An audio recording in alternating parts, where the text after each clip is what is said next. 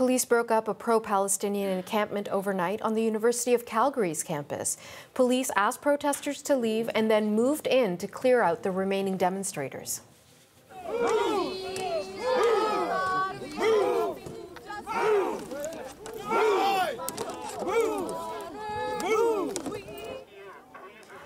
Police forced protesters back using shields and flashbangs. Calgary Police Services says no injuries have been reported.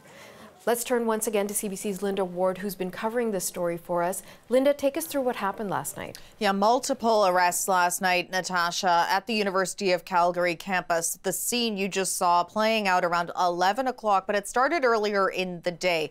Now, police say that they were called in by the University of Calgary around 6:30 p.m. local time. Protesters were setting up tents on the south lawn of McEwen Hall. Police estimate about 150 people had set up in that space, and security at the university says that those protesters were asked to take their tents down and leave, but they refused, at which point they were told by campus security that they were trespassing, and they still didn't leave. Then police were called in. Now, Calgary police say over the following 3.5 hours, public safety unit officers encouraged the remaining about 60 or so protesters who were still in that area to leave the area. They say projectiles were thrown at police and the barricades then had to be removed. Some, they say, did leave on their own, but others resisted. A smaller group remaining singing "We Shall Not Be Moved." Then about 11 p.m., the scene that you're watching here, video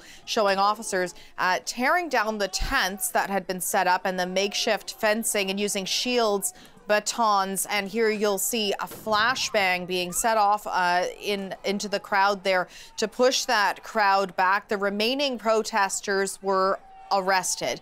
In a statement, police say, police clearly communicated the consequences of staying and provided further opportunity to leave. Without compliance, police were required to move in to enforce the trespass order. But as you say, Natasha, no injuries thankfully reported in this incident. And what are you expecting to see and hear today?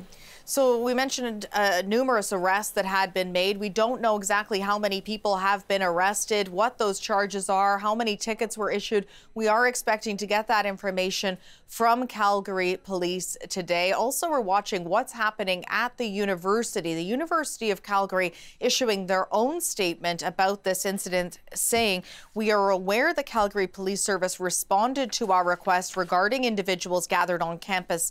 They were informed multiple times this morning and evening of our policy not to permit temporary structures.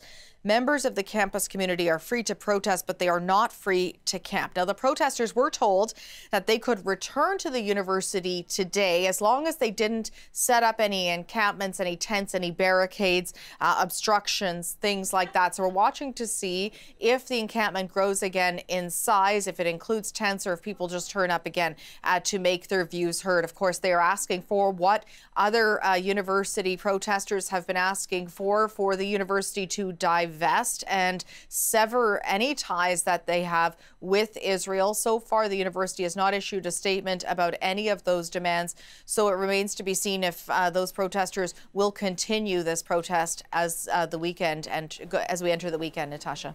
CBC's Linda Ward, thank you.